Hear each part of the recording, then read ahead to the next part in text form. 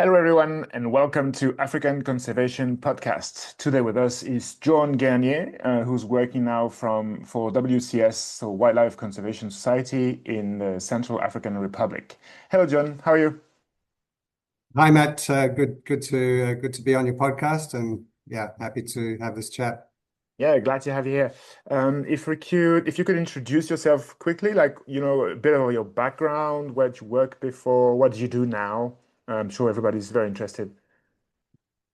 Yeah, sure. So I was born in Zimbabwe and grew up in Zimbabwe and Mozambique until I was 12. Then moved to a sort of archipelago between Papua New Guinea and Australia. So this was in the early 80s.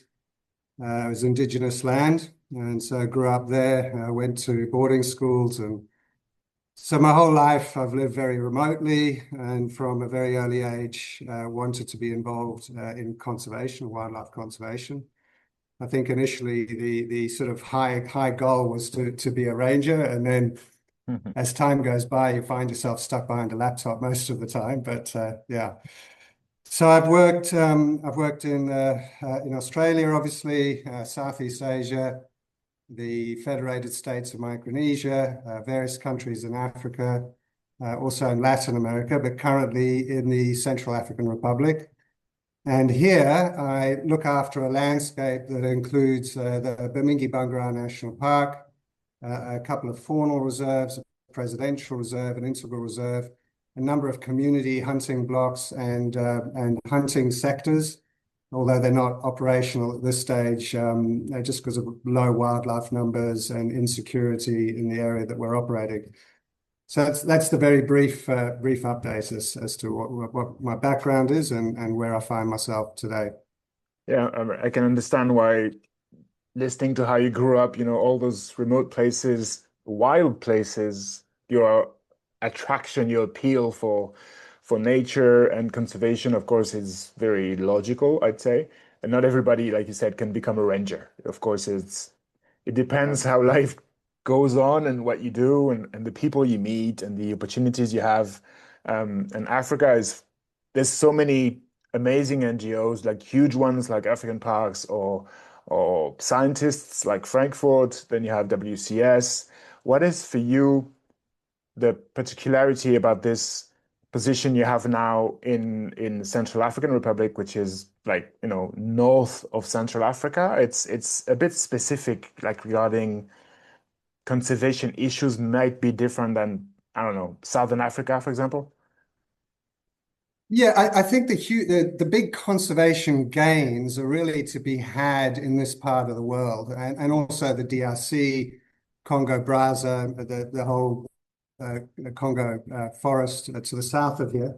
And before I came here, I just really didn't realize how much wilderness there is here. It's absolutely massive, and so the Central African Republic is the least densely populated forested country in Africa. I mean, Wow. the population density is extremely low, and so you've just got enormous forests left. But obviously, the wildlife has been decimated. Mm.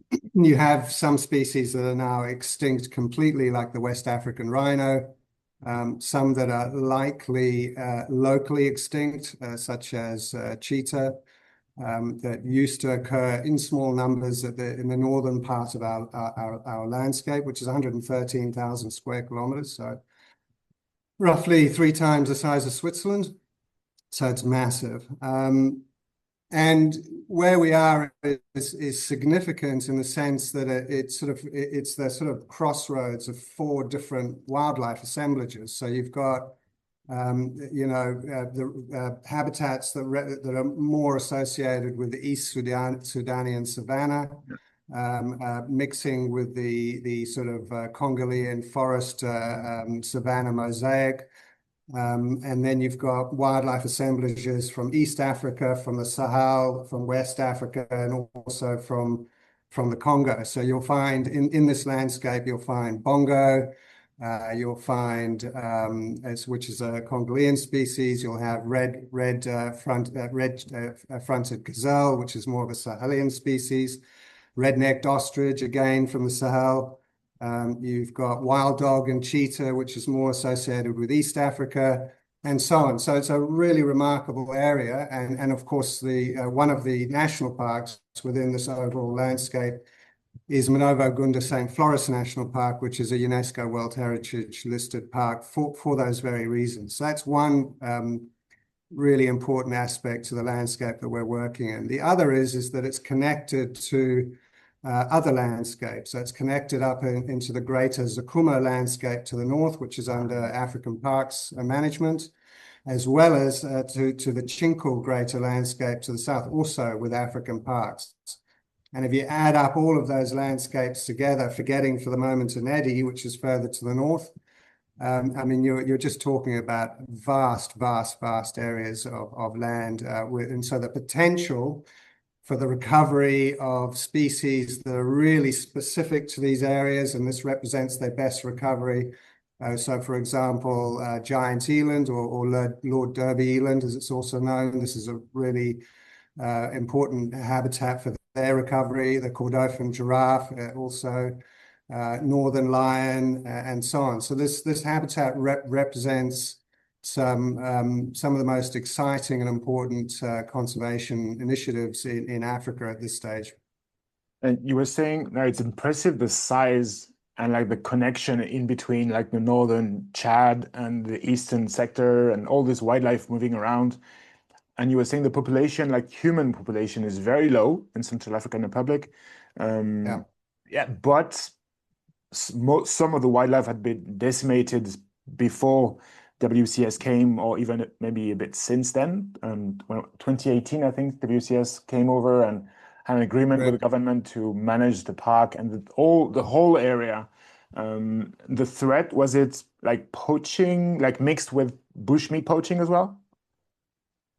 Yeah, I mean, even before the events in 2012, 2013, when the Seleka, Yeah. which initiated in the area where we are now, sort of swept across the CAR, and there was a coup. They took over the government, and they were in control for roughly about a year or so. And as they swept through, they destroyed all the infrastructure at the park headquarters for Manovo, for Bamingui, and for Sangbar as well. So everything was just rock bottom. But even leading up until that point, there was very little management of this broader landscape. And so there's been waves of poaching with the Janjaweed coming in from Sudan, and also the Chadians coming down from the north, and you've got the Fulani herdsmen who are also poaching, and so it's a pretty wild place. And so in the 1970s was really the first, even by the 1970s, the elephant population had been knocked back considerably. Then in the 1980s, it was really about finishing them off, including all the western black rhino. They disappeared.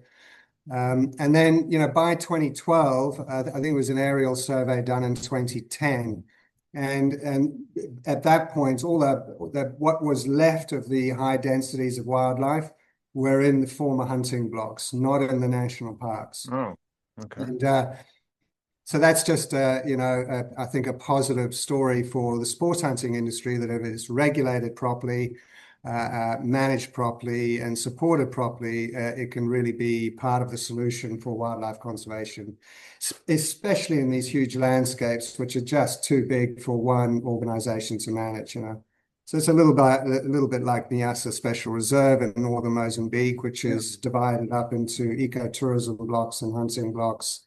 And each of those blocks has fully delegated management, so they can get on with the business of managing their blocks. So yeah, and so it's just poaching and just zero governance. The government had very little funding, very little capacity, and so really they're now emerging out of that, and the government is now getting quite proactive. They're starting to get more involved in what's happening up here in the landscape, not just here, but also with their other PP partners, Yeah. African Parks and the Chinku, and also WF down in Zanga Zanga. So that's a really positive sign. So and at the same time, security is improving all the time. I think to sort of the average person, they would find this place pretty lawless and a bit a bit scary at times, but definitely things are improving. So yeah, that's a positive sign. All right, awesome. So you're saying the management of, let's say, hunting blocks was different at the time from the management of the national parks. So were the hunting blocks more maybe privately managed, or was it also government? No, all privately managed. So Ah, you basically the whole landscape's divided up into there's four faunal reserves, two national parks, integral reserve, presidential reserve, and then these community hunting blocks and private hunting blocks. okay. And so private operators were either won a tender for a hunting block, Yeah. and then there'll be an agreement, and it might be over a 15 to 20 to 25-year period that they get to have the rights, the management rights to operate that block, and they have certain obligations. They have to do law enforcement. They have to, recruit from local communities. They have to share the meat from the hunts with local communities and so forth. I mean, I haven't really dug into how it operated here in the CAR yet. I know more about how it operates in places like Namibia and Mozambique, where I've worked. Simply because it's just not the priority at this stage. We'd Yeah. like to get hunting back in, but the security is just not really conducive for that, and the wildlife numbers are sort of relatively low, or that you could give them a small quota, but it wouldn't be enough to sustain a hunting operation. Yeah. So when you like regarding Bamingui, I guess those areas being so big, they're not fenced, right? You cannot fence such a huge area. No, no, there's no fences. It's just too Yeah. large. And I mean, the only time you would use fences here at some point in the future is if you're creating bomas to release. If you ever got to the point like is happening in Zakuma National Park up in Chad, where they've demonstrated management effectiveness over a decent amount of time, that they feel that they can reintroduce southern black rhino as a proxy for the western black rhino that's now extinct. Then you would be creating a boma. You'd release the animals into the boma. They'd be held there for an amount of time to really settle in and so forth. So that could happen in the future, but we are in our landscape, we're a long way from getting there. Yeah, rhinos, because Bamingui was created, I think, a while ago, like 33, no? 1933, I think, like beginning of the 20th century. And I think I read somewhere it was initially for rhinos, like to protect rhinos, but you said they disappeared. Is there any plans to do like they did for Kidepo, where they moved those rhinos a few weeks ago back into Kidepo National Park? But you say maybe it's a long way from now, but would be nice to have rhinos back in Bamingui-Bangoran, huh? Yeah, absolutely. I mean, it's absolutely perfect country for them. It's fantastic, but we need to have total control over the park. So we're operating in.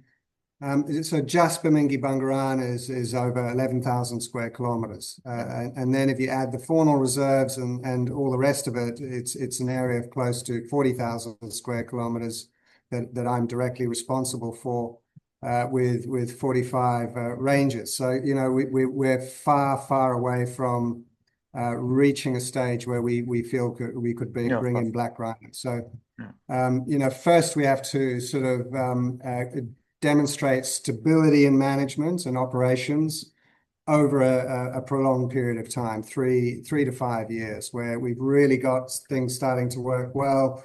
We've built up a good team, and we're proving that we can consistently, year after year, control an area of a certain size before we could consider that. But absolutely, I mean, this reserve was set up initially for the protection of black rhino. I think it's only fair that we get to that point some point in the future. Yeah, sometime in the future. You said a team of 45 rangers, right? 45 ranges under my particular area, and then the same for the other project management unit, which is for Manova. So there's another guy, Eric Saldan, who's in charge of that landscape.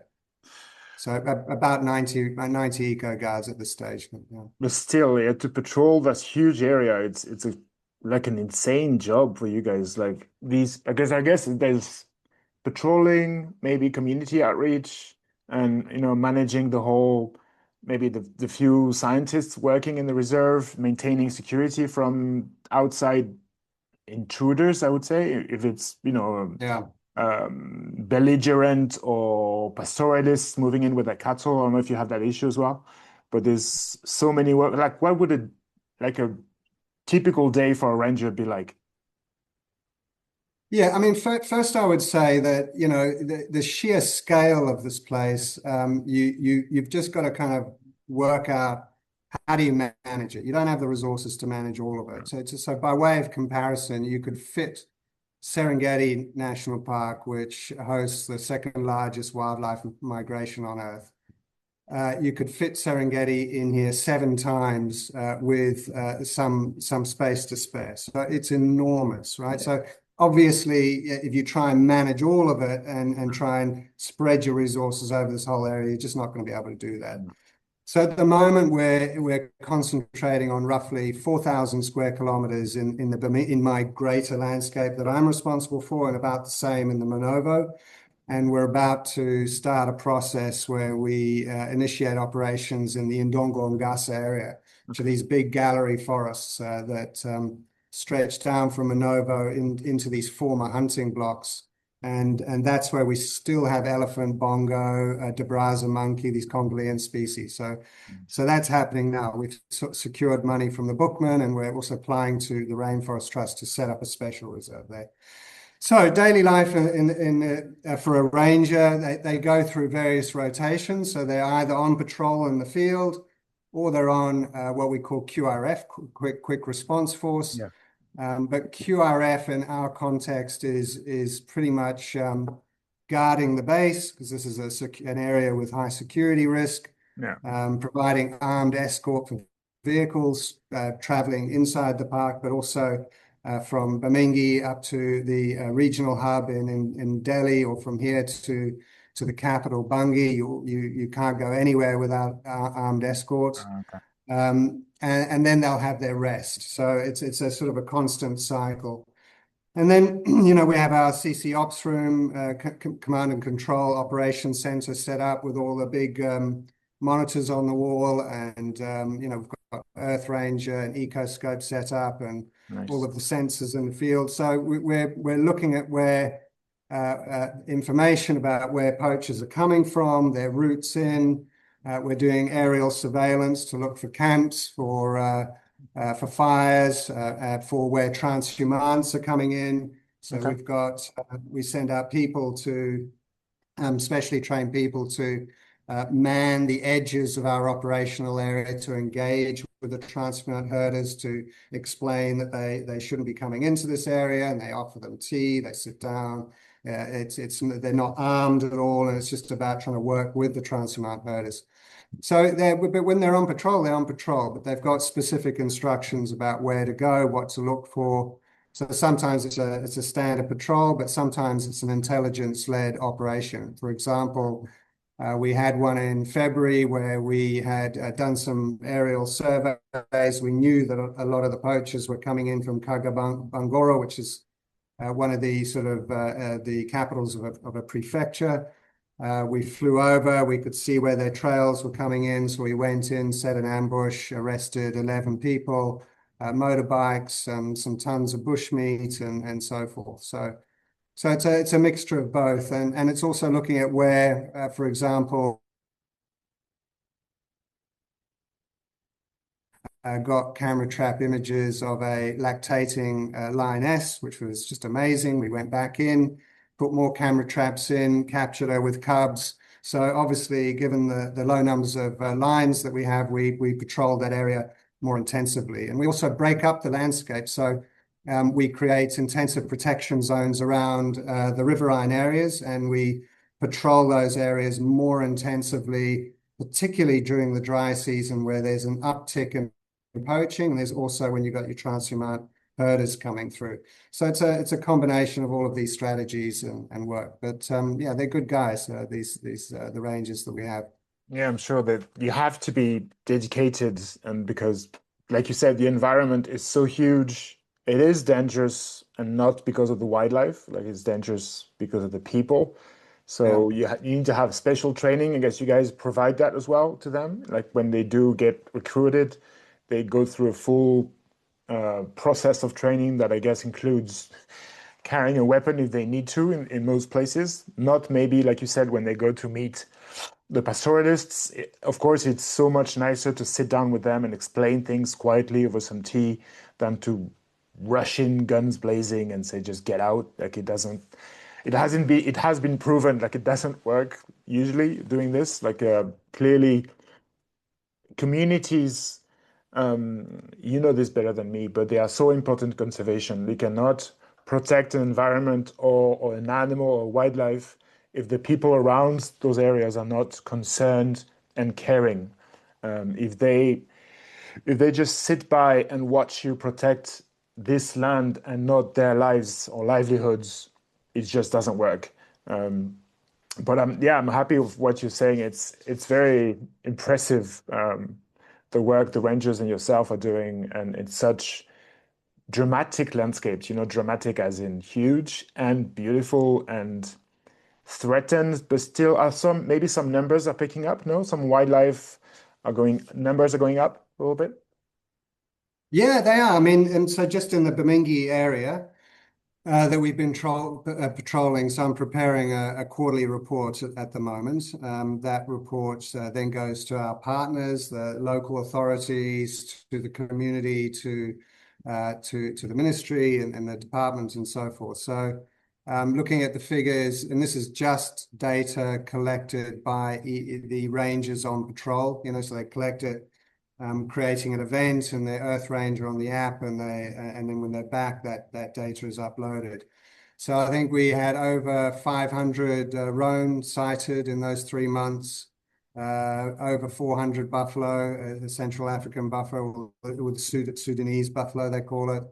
I can't remember how many eland. It was a lot less eland, but still significant numbers. Several indirect observations of lion, usually hearing lion roaring or finding their Okay. fresh spoor. Same with leopard, same with hyena. We've still got wild dog. We catch them on camera traps. You've got serval all over the place here, and all varieties. So you've got serval, servaline morph, and melanistic serval. So and massive leopards here. I mean, they're huge. So there's a lot, red flag duiker, blue duiker, common duikers. You've got quite a lot of cob, quite a lot of waterbuck. So the numbers are absolutely coming up. And also in the last 3 months, 4 different sightings of Kordofan giraffe. So it's far from an empty landscape, but it's a long way before it's full recovery. But yeah, we're definitely on the up and up, I'd say. Because I guess when a landscape is being so heavily poached for so long, the animals tend to be very shy, no? Like when there's Yeah. humans, the animals run away and hide. Like you said, you hear the lion, so you see like a track on the ground, but seeing them with your own eyes while on patrol must be very rare. I can understand it's not the Serengeti with clients and tourists everywhere. It's a huge landscape, like you said, more than 7 times the Serengeti, which hasn't seen, um, like you say, peaceful people going in for a long time. So I'm sure it's going to take years for the animals to trust. I don't know if there's scientists that, let's say, studying wild dogs or lions, it must be very tricky for them to actually find the places, the dens or set up camera traps. You guys are working, I guess, alongside some scientific NGOs as well? Not right now. I mean, we have last year we had Bangui University students coming in and doing surveys on fisheries, on all different fish species, also aquatic birds, and so on. But the problem is that they're limited as to where they can go because of the security concerns. So it's difficult to get them to the full stretch of the river, for example. What we want to do, also in the last 3 months, we had 4 different indirect observations of elephants, all in the Manovo side, because the Savannah elephant here are gone. They'll be back one day, but for the Yeah. moment they're gone. And we need to track them, get dung samples, and work out whether they are forest elephants, savanna elephants, or hybrids. So we don't know that yet, and they're very, very, very elusive. They stick to these really densely forested areas, these gallery forests. So and quite aggressive. So it's going to be quite a challenge. I mean, next year I'm hoping to start some collaring, particularly putting ear tags, these little Yeah. satellite trackers on Kordofan giraffe, giant eland. Eland move huge distances, so it'll be interesting to see how they move.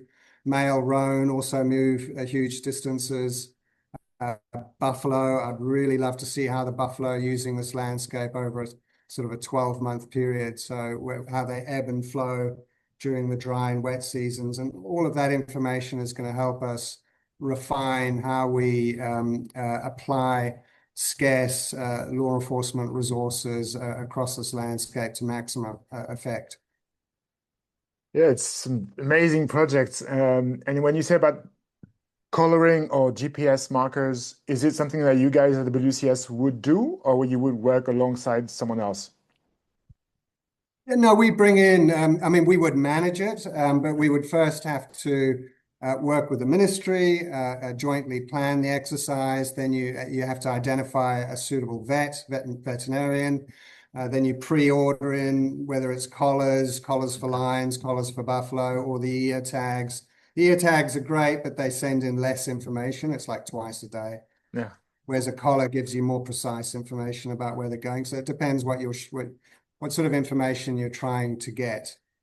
And then when that's all aligned, you need a helicopter, and because wildlife numbers are low here, you need to get the savanna up and find the wildlife first. And when you found some buffalo, get the helicopter out, dart the animal. So it can be quite an expensive operation, and a lot of moving parts that have to come together. And of course, the vet is not doing the work for free. So every day they're sitting around, they're costing you Yeah. money. But it's so valuable to have that information and to really understand how the wildlife is using this broader region. Of course, I mean it's going back to the transhumant herders. You cannot approach them aggressively with arms or even in any kind of way that you're with our men, because they don't know where the boundaries are. They're coming down from Yes. Chad, they're nomadic. So there's a lot of work still to be done about engaging with them where they come from before they get here, and working out how we work together. So some of that work has been done.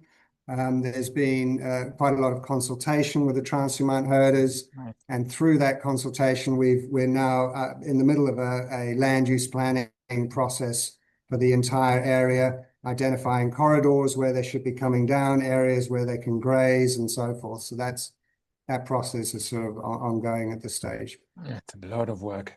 You were saying Zakuma and Chinko are close to you. Are they adjacent, or there's like, settlements in between? Zakuma is in the Um, north, huh? yeah, I mean, so Zakuma is to the north of us, and they have from Zakuma. So when I say close, it's probably about 400 kilometers as the crow flies from where I'm sitting here at the Bamingui-Bangoran headquarters. But up in Manovo, there's a section of the Bahia Auk River, which is a beautiful river. I mean, it's just all these braided channels and absolutely fantastic. So there's about a 50-kilometer section of that river that joins up to Manovo Gunda St. Florence National Park, a UNESCO World Heritage National Park, and they've created a corridor all the way up to Zakuma, and they have somebody managing that landscape. So they're already patrolling. We've got a WhatsApp group between AP and WCS, and we have bi-weekly catch-ups. We also share reports, so we can see what's happening in these different landscapes. And then going south, the connection again is more from the Manovo side, going from the southeast of the Manovo landscape towards Andre Felix National Park, and from there south down to Chinko. And so Chinko is being Chinco itself has been submitted to become a national park, but it's the broader Chinco landscape includes hunting areas, areas for transhumant herders, and so on and so forth, as well as Chinco and also Andre Felix. So that landscape is also about 115,000 square kilometers, and so they all join up together. Now, there are some villages in that broader landscape, but very, very few, and that's certainly not what's going to prevent this landscape from functioning and coming together. That'll be more security and just the sheer amount of funds you need to manage an area this size. I mean, even, I look back to when I worked for Frankfurt Zoological Society, and FZS had a project in Gonorrhoea in southern Zimbabwe, and that was managed by Hugo van der Westerhaven and LCB. And they were there for 10 long years, really building up relations and really getting to a point where the Zimbabwe national parks were able to think about getting into a integrated co-management agreement.